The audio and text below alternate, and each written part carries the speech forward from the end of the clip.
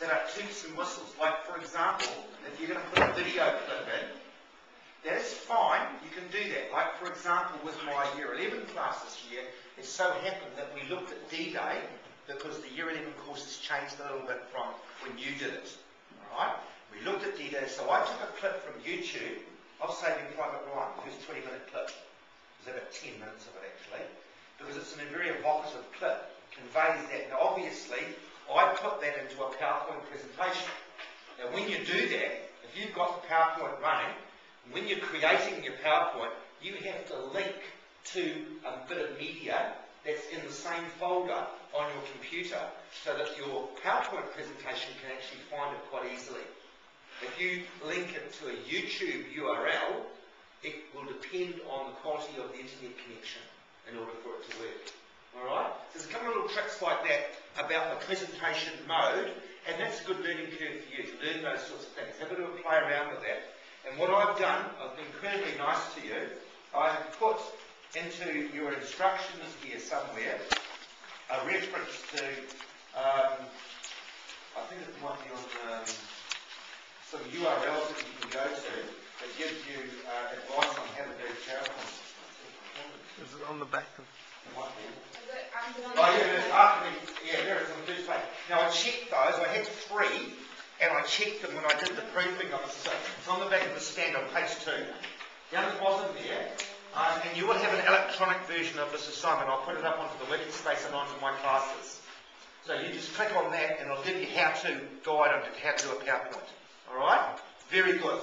The best one I've seen is one where this American educator got his students to write a guide to PowerPoint. And he puts the best one up there because the kids are actually teaching their fellow students how to use PowerPoint as a particular tool. That's the first thing that I would probably do, apart from mapping out my kind of storyboard in a way.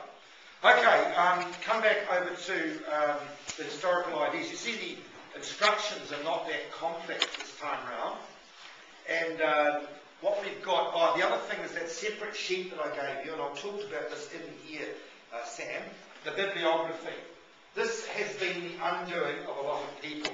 What the school, Mags, is trying to do is stick to APA referencing. Now, most of you guys will trot off to university or to a tertiary institute next year, and when you do an assignment, you will be required to meet their requirements for a bibliography. It's not just acknowledging the sources, but you know how I pinged some of you when you did your 3.1 because you didn't put date retrieved and all this sort of thing. You think, oh, it's pedantic sod, you know. What we're doing is getting you to build up the stock of sources so that when you come to do your bibliography, you can actually do it with a minimum of fuss. But you have to have a system in place because it's got to be alphabeticized. All right, and you'll see that a little bit later on, that the alphabeticizing of it is actually quite important. And I'll show you, so I'm embarrassed. That little link that she's put, this is from Mrs. Goddard, by the way, www.bibme.org. That's great, because what you do is if you copy and paste your book title into it, or your URL, it will construct the bibliography for you. That's a very useful thing to do. Last year and the year before, quite a few kids handed their assignment in to me, a printed hard copy of the assignment, plus they also handed in their electron, but they forgot to put the bibliography in. So I had to say to them, well, I actually need the bibliography as well. Because what you're going to be doing is presenting something like this. This is, I think this is Tom Anderson's. Now, I don't require you to publish this in colour. I don't require you to print it in colour. But this is what prints off. There's a slide, and there's the speaker's notes. Right, Mr. Kavanagh marked this last year. So there's the slide, there's the speaker's notes. That's a different proposition to the one that you did. But this is the print off. Now clearly, he printed off because he only had a colour printer at home. Well, that's fine. But don't forget, you're giving me the electronic version as well, and I can see the colour on that one, because I play them all. And I'm marking it. Sit there, play them all, and I can see the colour impact of them. And I can also see the speaker's notes too. So I have a hard copy which can be in black and white, and then I have the colour version from the electronic one. See, interesting that they know that if you're using red as a background, which is the Russian flag, a white font on red would be worked quite well. So you change the colour of the font, see. Speaker's notes are always going to be pretty much the same because that's what you're talking to the class about. And I'll show you what, as I said, in one minute or two.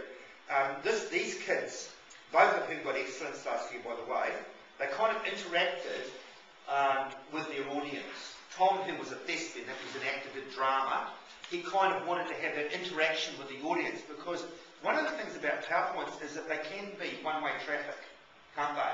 You sit there and think, oh God, I've got another PowerPoint, death by PowerPoint. But in fact, if you put a slide up and you get some interaction from the group, because the group sort of brought some knowledge along to it, then that can make a little bit of a difference. So that's where I have to say, this part here, hang on a second, Paris, is where you are getting your marks. That is the presentation part. That is where you're getting marked for historical ideas. Sometimes I've suggested to you that there might be a connection between something in here and something in the slide. But it's important that you make that connection because the historical idea might be in there and the evidence might be in there, or it could be the other way around. Okay? So it's just important that you're aware of that when you do it. Okay, coming back to the bibliography. Now I'm flicking around a little bit. You need to read this really carefully because I don't really want you to be pinged because of a pedantic little thing like a bibliography. Pinged by means that because we'll get you not achieved. So this is actually a really good assignment, but you're going to get not achieved because the bibliography is wrong. Right? Now, we didn't do this last year, we're going to do it this year, though. We've given you a copy of the assessment schedule. And we talked about that, Mr. Gardner and myself. So you can see it's like all assessment schedules in NCEA. It goes like this. What you're expected to do for excellence is more than what you're expected to do in both quality and quantity than you do for achieved. And that's fair enough. That's how standards-based assessment operates. And most of you guys are seasoned veterans of the NCEA game. Alright? So here's your assessment schedule. I've given you some guidance as to what to expect for each. But clearly I'm wanting you to aim for the excellence component. That's where I want you to aim. Doesn't matter what you got for the first one, you can aim for that. Because you know that your standards, and this is worth one more credit than the 3.1, it's a 5. You might think this looks easier than the 3.1, but in fact there's a technical component to the presentation. Sometimes some classes, they ask the kids to do a book chapter, a chapter of a book for a kid on the topic that you did the first time. You see, there's a hell of a lot more to do to that. Whereas I think this is an accessible type of assignment to get 5 credits from it. It's pretty well acknowledged that it's fine and dandy for that. So you need to unpack that. If you've got problems with what these words mean, you must come and talk to me because that's my job. I'm going to be racing around looking over your shoulder over next week. Alright? We give you the assessment information as well, but really it's in the mark schedule that we're also giving you. Now the final thing that we're giving you, this is from the National Moderator. And what he's doing is he's giving feedback to history teachers about their marking. And so inside here, he's actually gone through quite carefully and said, well, what do we mean by historical ideas? And so he's unpacked that because you have to be able to understand that in order to deliver that in the assignment, right? You just stop